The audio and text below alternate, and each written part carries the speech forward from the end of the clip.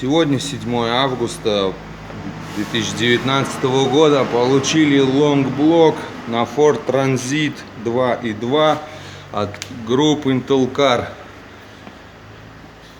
Новый блок Ford в сборе с клапанной крышкой. Лонгблок. Вот он такой. Благодарим. Все оперативно. Спасибо.